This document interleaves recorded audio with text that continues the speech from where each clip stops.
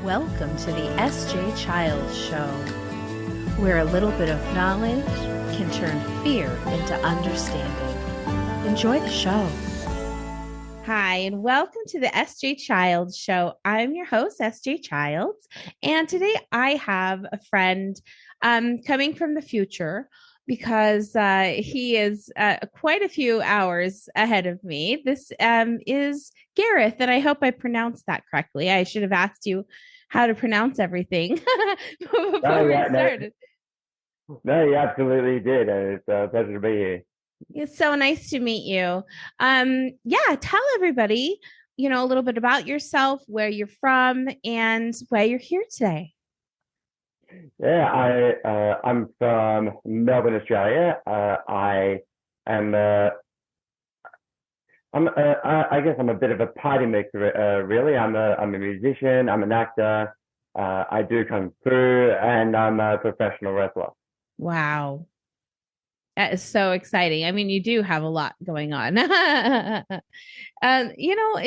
often find that my friends, that are neurodiverse usually have that same repertoire of things, built up this whole list of things, high skills they can do. So tell us a little bit about your life and kind of what that's been like for you, your childhood, and where kind of it all began. So I guess the root of that whole thing is that I kind of like to say I was either born on stage or born from a boombox kind of thing, because I come from a really big music family on my dad's side.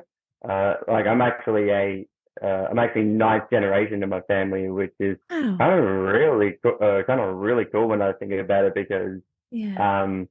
there's some multi-generational things that don't even go that far. Like for example, like the Inoue family in wrestling, they only go down about three or so generations. And even the generational line of families in general only go down to like 5 or 6 of anything down in Australia. So to be part of that lineage is actually really cool. So yeah, I kind of had no choice when it came to getting into music, because my father was the best cornet player in the country, and my grandfather was also a brass band musician, and his father before him, and so on and so on. And my youngest half brother is actually an absolutely insane trombone player. Like he's been winning. He was winning junior solo championships on trombone since he was 12. Oh my goodness. And now he's killing it on the pastor orchestras. And then acting is another thing that I've always enjoyed, like just getting up on stage and being not being somebody else, but just putting myself in other people's shoes, whether they be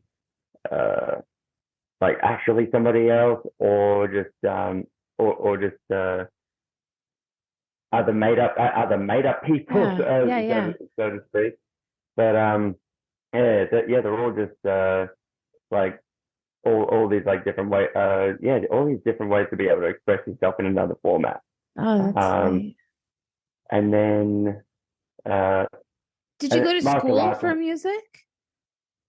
Yeah, I did. So like a lot of kids, especially down here, at some point we would have all been playing the recorder, but then just for a little bit. But then fortunately, all the schools I went to, they had some sort of music program where we could pick up an instrument like a piano or drums, or even a guitar. But then when I started going to this one school known as Wesley College, the first music class they had there, they asked me what I wanted to play, and at that point I was kind of sort of set on continuing piano at that point, because that was just what I was learning at the school before.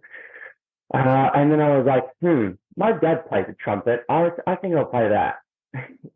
That's how that started, Gave it a and go. I was always into singing as well. And yeah, it's crazy how a lot of that stuff actually came from some sort of different influence, uh, like my dad being a trumpet player, obviously, well, cornet player, so to speak. I didn't know what a cornet was at the time. I thought all the trumpets were the same.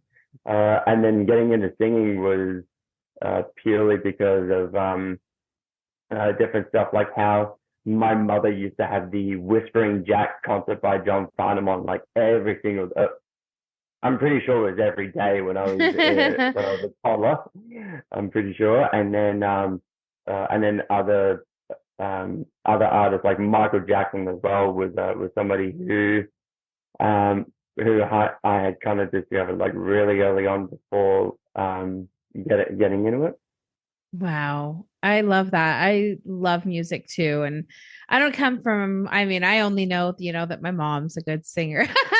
And I'm not sure how far back it went before that. But, my children are super musically inclined. I have a son who has a photographic memory and he taught himself piano. He has like perfect pitch. And so he can just play amazing things by ear, and he plays jingles and things for, so it's interesting to see the I guess genetics carried through, that go down the line. That's incredible. Tell us about the martial arts and like what got you into that. I think the martial arts was something that is probably something that just came from really enjoying sporty stuff, and also watching your hero versus villain sort of movies, and which even carries into stuff like professional wrestling sort of thing, because they both emulate like some sort of aspect of martial arts.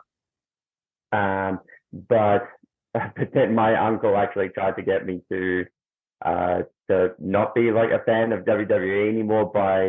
He had these DVDs of the Ultimate Fighting Championship from the first several years or something like that. But the joke was kind of on him, because I watched the very first one, and it just so happened that one of the guys in that tournament was was a guy who would end up being in the WWE a few years later. His name is Ken Shamrock, and he got all the way up to the finals before being defeated by who's now a UFC legend, Royce Gracie. Yeah. Oh, wow. That's really interesting. Yeah, but as far as like actually getting into actually participating in that kind of thing, um, I kind of just uh, wanted something to keep me fit. But having that whole self defense aspect of things, it's just like another skill to have in your back pocket kind of thing, that I reckon everybody should have that. Yeah. Just because what kind of skilling people are out there. Yeah, absolutely. No, it's best to, especially when you're a parent and you should teach your kids, be aware, like you need to be aware of your surroundings and things. So martial arts can definitely do a good job of helping kids stay in a little bit more of a present now focused state rather than daydream or, whatever else they're off to doing. So what Yeah, else is, 100%. yeah, So that it helps that, and huh? Sorry. yeah, no, it's all good. And the crazy side of this too is that, like, when I was really young, a family friend of mine who ended up becoming one of my martial arts instructors later in life. Apparently, I wasn't allowed to do martial arts training when I was really really young, because I was too full of I was full of too much spirit, too much energy kind of thing. Uh, so yeah, I guess it's kind of like trying to control that uh, when when you could be like potentially more of a danger, when you kind of already have that sort of skill. So yeah, I needed to be a bit more mature at the time. Yeah. Um, yeah, but this was something I found out a little bit later on. So I started out actually doing a mixed martial arts class over in at Extreme MMA in Chadstone, and the guy who was running the class was Rodolfo Marquez, who's a decorated MMA fighter from Brazil, and he's been living in Melbourne, Australia for quite some time. And he's still competing to this day. Like he's got an MMA fight coming up tonight, actually. Oh wow. Over in the western suburbs of Melbourne. And then from there, I ended up joining in some kickboxing classes, some freestyle wrestling. What else did I do? Got into Brazilian jiu-jitsu for a little bit. And then my aforementioned family friend, he invited me to come over to his school and have a go at what's called Kung Fu Sandow, it's Chinese kickboxing, which is probably the closest thing that you could get to MMA, except their scoring system rewards you more points if you keep it standing. So I tried that, and then they had a wushu kung fu class like straight afterwards, and I was like, oh, bugger it, I'll join in. Just because why not? And then nowadays that's the only martial art I train in. And ended up getting my black belt in wushu kung fu last year, which I'm just a wrap about. Congratulations! Thank you. And then yeah, just taking each training as it comes, so to speak. Yeah. It sounds like you just really love to challenge yourself and just kind of give your best in so many of the things you do. Absolutely. Absolutely. Like I reckon, well, you've only got like one go around in life, kind of thing, right? So why not try to make the most of it? It's all about having a go. Yeah, right. No, I think that's really inspiring for people because oftentimes they get caught in maybe the risks of things or fear of failure of things, but you don't know until you try. And when you do try and you succeed, how wonderful does that feel? And to be able to, turn that into like you have done. Maybe someday if you decide, you don't have kids, I am assuming yet. You look pretty young, and if you decide, then maybe they'll musically kung fu, whatever, and it's so interesting how we can teach those around us through the example of what we do. 100%. And it's also good. It's also good to like have a go at a bunch of different things to try to see what works for you, what you're really enjoying, stuff like that. And which kind of leads into the pro wrestling side of things. Like I was a big fan. I was a big fan of it since I was probably 8 years old or something like that. Oh, wow. Back when guys like Stone Cold Steve Austin and The Rock were the big headliners of that time in the World Wrestling Federation, and it was something that was always like something I constantly enjoyed watching TV over time. Like even guys like John Cena ended up becoming one of my biggest childhood heroes, just by the example of how he kind of went about things. So at one point I went to this show over at Ashwood. It was Outback Championship Wrestling, and they had a costume contest. Naturally, with that being Halloween, and the winner basically got to manage a match in the corner of a WWE ECW legend who's currently, I believe he's currently wrestling for Impact Wrestling now. His name is Tommy Dreamer. But the fun part of this, the highlight of this night for me, yes, I got selected for this, but I dressed up as I dressed up as Michael Jackson for this Halloween, Oh. with the jacket from Thriller, and Tommy Dreamer, he's doing the whole selection process, and he's like, "Can you do any Michael Jackson moves?" And I'm like, "Yeah, can I do it in the ring?" Well, if you can get over the guardrail, then sure. So I managed to get over, fortunately, and then then I got myself in the ring, which was kind of like a whole out of body experience, because it's it's a thing that you've seen on TV like pretty much a whole life, and you're about to step into it, Oh, kind of wow. thing. Yeah, it was kind of like I was about to step into Narnia through the wardrobe. Nice. And then I gra he gives me a mic, and I just started singing Billie Jean, just in a cappella, and I was like doing all the dance moves and all that jazz, and the crowd went absolutely nuts for it. They were even chanting Michael Jackson like over and over and Debut. over again at the time afterwards. So that was the highlight of that night for me.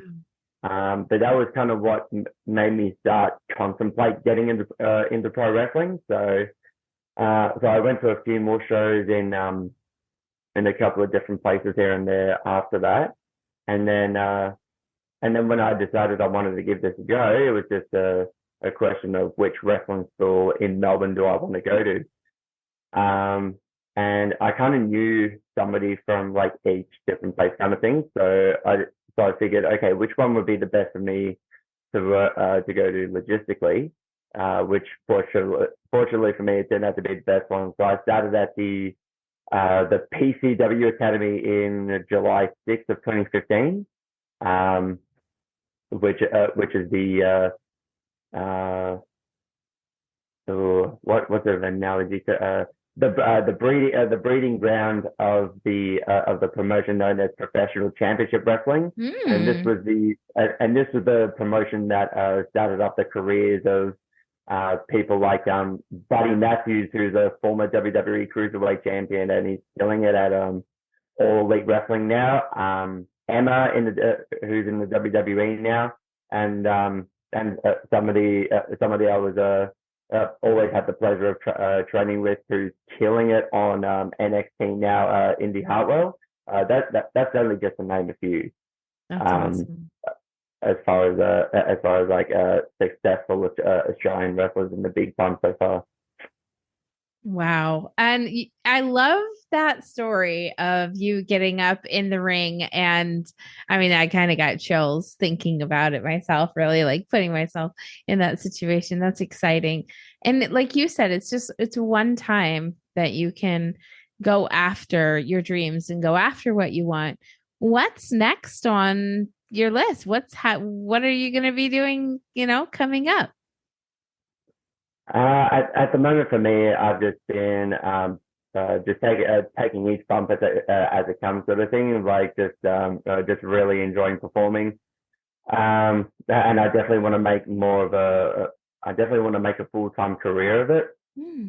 Like I would love to be able to somehow move over to the States, so that just because for both like the performing arts and pro wrestling, um, just the opportunity to actually make it like Yeah. um, make a full-time career out of it, I believe is bigger over there than it is over here.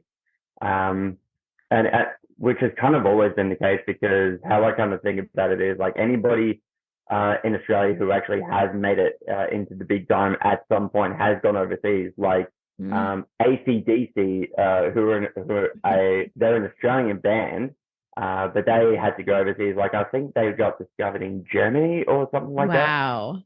Um, yeah, and look at them now. Yeah. They're arguably the greatest rock band of all time. Yeah, yeah, Um, absolutely. yeah, and I even just heard that there was a guy who played in the Super Bowl who used to play for the St Kilda Football Club in the AFL, Oh, um, kind of thing. And then of course uh, Buddy Matthews, he'd never been like overseas or anything like that at some point, but his first trip was to America, and that was to try out for the WWE. And basically look where he's at now. Yeah, right. Oh my goodness. Well, we wish you the best of luck. Do you have a website or any social medias that we can go and support you? I absolutely do. I kind of have them all bundled up in this one thing. So it's called a link tree. Um, Love it. so yeah, so the link for that one is the usual link tree address, and then it's Lockie M15. Wonderful. And I'll make sure to have all the links in the show notes so won't be able to replay it back to have to listen or anything. It was such a great time getting to know you today. I know we're on such different time frames, so I appreciate your flexibility in doing this. And yeah, I'm really excited. I hope that we can stay in touch and I can find out all the exciting things you have coming up in the future. 100%. I definitely can tell you that I do have a massive project coming up that's in the works, but that's to be revealed sometime soon. Okay. Yeah, but then besides that, uh, I'll just be biding my time, still trying to perform as much as I can, Nice. and all that jazz. Oh, well, good luck to you with everything. And I hope you have wonderful rest of your day and week. And, heading into the weekend, have a wonderful weekend. And I'm sure for everyone listening, and might be whatever day it is for you, have a great rest of your day too. So thank you so much. Thank you so much. It's been an absolute pleasure.